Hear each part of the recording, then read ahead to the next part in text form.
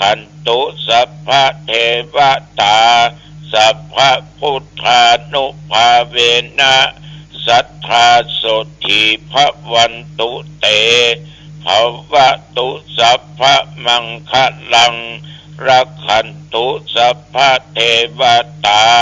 สัพพะธัมมานุภาเวนะสัทธาโสติภวันตุเตภวตุสัพพะมังคลังรักขันตุสัพพะเทวตาสัพพะสังฆานุภาเวนะ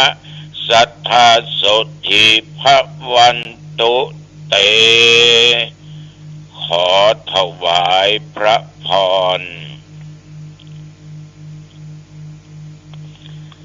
กรมอุตุได้ประกาศบอกว่านับตั้งแต่เมื่อตะวันวามาถึงปัจจุบันประเดี๋ยวเนี่ยแถวบริเวณวัดหนองตองและใกล้เคียงวัดหนองตองแต่ว่าเพิ่นบอกว่ามีฝนตกลงฝนบ่ตกลมก็บ่แห้งแต่ว่าอุณหภูมิปัจจุบันนี้ก็25 องศาก็ไม่ออกญาติโยมแต่ว่านี้ตุเจ้าตนนี้ฉันเข้างายเรียบร้อยก็ไม่ได้ไปไหนกินข้าวตอนแล้วนะแต่ว่าก็มีธุระอย่างหนึ่งคือไปธนาคารไปอย่างไปถอนกองบุญนั่นแหละที่ญาติโยมได้โอนเข้ามาช่วยซื้อเครื่องมือการแพทย์เครื่องช่วยหายใจไว้ห้อง ICU องค์ยาหางดงไปถอนมาละได้90,000 กว่ากองบุญเนอะที่ธนาคารนะแล้วก็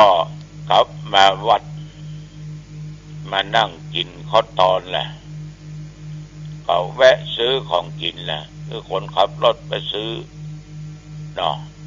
มันง่ายดีปะที่ไหนก็เขาไปซื้อที่หั่นปิกมากินข้าวตอนหรือฉันเพลเรียบร้อยระยะนี้ปั้นตาลโกยสลากกันลงวัดนั้นก็ตาลวัดนี้ก็ตาลเพิ่นก็เจาะจงว่าคนนี้มนต์หลวงพ่อนะครับเน้อไปร่วมกินร่วมตาลไปรับไตรตาลเอาก็จำเป็นต้องไปไปที่วัดถวายตำบลขุนคงอำเภอหางดงวัดถวายเนี่ยญาติโยมก็ศรัทธาของหมู่บ้านถวายนะที่ท่านทั้งหลายพากันไปเอวไปซื้อของแกะสลักการหยังกะเนาะของบ้านถวายก็ไปถึงแล้วก็หันเจ้าบ้านเปิ้นเนี่ยเอาต้นกล้วยต้นสลากมาตั้งกันไว้ที่เต็นท์ตู้เจ้าเปิ้นนิมนต์ถวายเนี่ยก็นักพอสมควรจะเป็น30 ฝ่ายแล้วก็มีต้นสลากต้นกล้วยต้นหนึ่งไปตานเฉพาะที่บนศาลาหลวงหลังจากที่ไหว้พระอภิสินพวกนานกล่าวกำถวายทานเรียบร้อยคือเจ้าก็คัดเส้นแล้วก็พากันมัดก็อุปโลกเสร็จเรียบร้อยญาติโยมก็มาถวายเส้นแก่ทุกเจ้าได้ตนละ4 เส้นสลากพอได้นักแต่เพิ่งก็ต้องการหาเงินเข้าวัดเข้าวาบำรุงวัดทีนี้เมื่อถึงเวลาก็ฮือปอนเรียบร้อยกำนันโกยเสาะหาเส้นก็เอาทุกเจ้านั่งไว้เป็นจุดศรัทธาก็พากันลุกไปเสาะหาเส้นสำหรับของทุกเจ้าวัดหนองตองก็อยู่บนศาลาหลวงนะคือโฆษกประกาศเอา เพิ่นก็มาตานเดี๋ยวหันครบ4 ต้น 4 เส้นก็เลยกลับ ไปที่วัดกำแพงงามเปิ้นเป็นโกยสลากของคนละอย่างนะอันนั้นศรัทธา2-3 คนก็มาเปาะทำเป็นกองหนึ่งก็เลยฝากขึ้นรองเจ้าคณะอำเภอเนี่ยเป็นคนยกฉลากให้กำเพราะฉลากของบ่ไปก็บ่ดีบ่ไปก็ได้เพื่อก็ขอนิมนต์ออกจากวัดถวายไปโอ้วัดกำแพงงามกำลังฮื้อปอนอยู่เขาไปถึงกระตึงพอดีนะเอาไปฮื้อปอนฮื้ออย่างเสร็จเรียบร้อยก็กลับมาวัดกำนั้นญาติโยมเวลาก็ผ่านไปเนาะฝนมาเริ่มตกโลดว่าเตียวออกกำลังกายแหละแต่ว่านี่นะเตียวออกกำลังกายเป่ารอบอาคารละเตียวในห้องนะได้เกือบ50 นาทีเตียวไปแล้วก่อนนับเป็น9ใหญ่2 9เป็น1 9เนี่ยแต่ว่านี่ก็ได้1,300 กว่า9ปั้น200 กว่า9นัก29เป็น9นะอันเนี้ยก็ออกกำลังกายแต่ว่าก็อยู่วัดหลังจากอาบน้ำแล้ว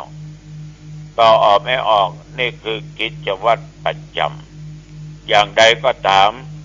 แต่ว่านี่ก็ได้มีญาติมีโยมได้มาร่วมบริจาคกองบุญกองกุศลจัดซื้อหาเครื่องมือการแพทย์เครื่องช่วยหายใจไว้ที่โรงยาอำเภอหางดงอาตมาภาพก็ต้องขออนุโมทนาลืมมือเปิ้นให้น้อยเนาะตั้งแต่แม่บัวเขียวจันตาบ้านหันแก้วหางดงนี่นะหอมมา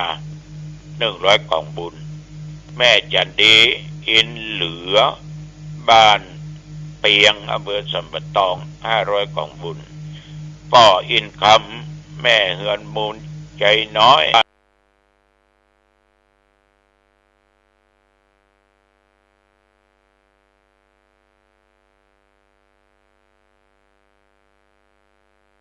ดอนปิน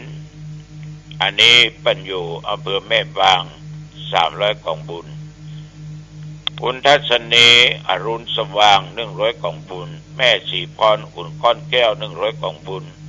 คุณสุจิตคำปอ100 กล่องบุญลูกตาที่มาซื้ออาหารแมวบ้านลักษัตอำเภอเมืองจังหวัดเชียงใหม่เป็นยมแดงเป็นตั้งนี้ไว้ต้นไว้เนาะก็ได้อยู่ 3,205 กล่องบุญ 3,205 กล่องบุญคุณมงคลคุณสิริพรและนางสาวนัทธิดาบุตรดวงทิพย์อันนี้ก็100 กล่องบุญต้องขออนุโมทนาขอบใจในน้ำจิตน้ำใจของญาติของโยมทุกท่านทุกคนก็จะไปลืมเด้อวันที่31เนี่ยตุลาคม2566เขาจะทอดผ้าป่ามหากุศลนะทอดที่วัดหนองตองนะเนาะวันที่31เดือนเกียงแรม2 ค่ำออกพรรษาไม่สิงนะบ่ายโมงจะทอดผ้าป่ากันแต่ว่าก็มีญาติโยมเบิ่นจะเอาโรงทานมาตั้งโรงพยาบาลก็จัดโรงทานจัดน้ำดื่มตั้งอาจารย์วรินทร์ก็จะเอาโรงทานมาแม่ออกที่อยู่ห่างดงก็จะเอาโรงทานมาแล้วก็ตั้งบ้านก็จะมีโรงทานสมทบกันก็ญาติโยมกี่ห้องง่ายไปก็ได้นะถ้าอยู่ไกลก็ไปกินข้าวตอนกันที่วัดหนองตองจะเริ่มพิธีกรรมแท้ๆก็บ่ายโมงไปสักน้อยหนึ่งก็จะมีวัดต่างๆในเขตอำเภอหางดง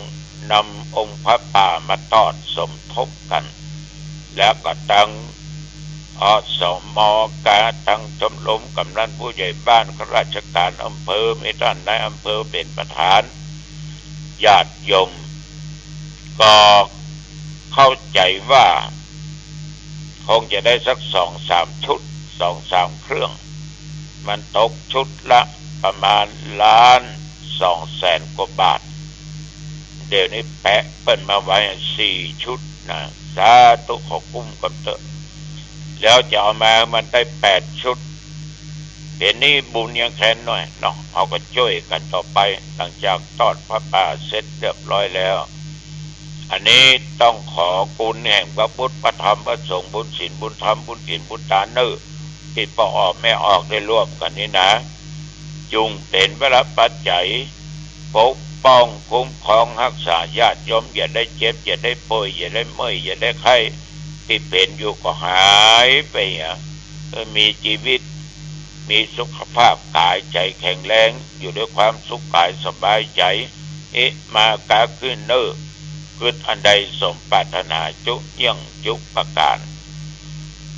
เป็นน้องญาติโยมชีวิตคนเฮาเนี่ยเขาก็ดึงอยู่กับศีลกับธรรมอย่างเงี้ยเนาะกินทานท่องรักษาศีลฟังเทศน์ฟังธรรมเจริญเมตตาภาวนา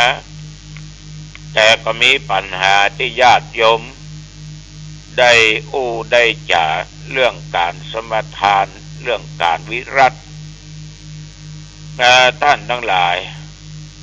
เรื่องการวิรัติเกี่ยวกับเรื่องสัมปัตติวิรัติก็ดีสมทานวิรัติก็ดีสมุเฉทวิรัติก็ดีเนาะอย่างไหนเป็นจะใดนั้นอาตมาก็ขอจ๋าญาติโยมทั้งหลายได้ฟังกันวิรัติตัวเนี้ยมันเป็นเรื่องที่เฮาในฐานะเป็นเจ้าพุทธเนาะส่วนมากเขาก็จะบ่ค่อยมีโอกาสจะไปทำในสิ่งที่มันประสบโอกาสมาเป็นลักไปจงไปฆ่าไผมาทำร้ายไผแต่ก็บ่ได้มีโอกาสไปรักษาศีลอย่างสักใดอย่างเขาจะจัดเป็นสัพพตวิรัติก็บ่ค่ได้แต่ทีนี้เรื่องวิรัติน่ะก็แปลว่าเจตนาเครื่องงดเว้นด้วยการถือสมมุติว่าสมทานวิรัติเนี่ยคือการสมทานได้แก่กิริยาที่รับข้อปฏิบัติมาประพฤติโดยการถือเพศหรือด้วยการลั่นวาจาปฏิญาณต่อหน้าคนอื่นต่อหน้าตุเจ้าเนาะหรือด้วยการตั้งสัตยาอธิษฐานเฉพาะตนการสมทานนี้ว่ามีที่สิ้นสุดหรือมีที่สุดเพียงชั่วการจัดเป็นวิรัติของผู้ถือศีลเช่นตุเจ้ากันเน้นการเครื่องหัดการนักบวชบุคคลที่ถือวิรัติชนิดนี้ย่อมเว้นจากวัตถุอันถึงเข้าโดยหันว่าประสมควรจะทำและเว้นด้วยการสมทานคือถือการบรรล่วงสิกขาบทอันนั้นญาติโยมวิรัติข้อนี้จัดเป็นส่วนโลกิยะนะส่วนโลกิยะสำหรับวิรัติที่จัดเป็นส่วนโลกุตระก็สมุเฉทวิรัติแปลว่าเจตนาเครื่องงดเว้นด้วยการตัดขาดการงดเว้นอย่างนี้เป็นของพระอริยเจ้าผู้ที่ประพฤติปฏิบัติมีปกติบ่ประพฤติข้อห้ามเหล่านั้นตั้งแต่ต้นได้เป็นพระอริยเจ้าเรียกว่าเข่งเนาะนี่นะก็จัดเป็นวิรัติฝ่ายนี้เป็นโลกุตระสัพพตวิรัติและสมทานวิรัติเหมาะแก่คนผู้เว้นตามความสามารถตามภูมิของตัวเอง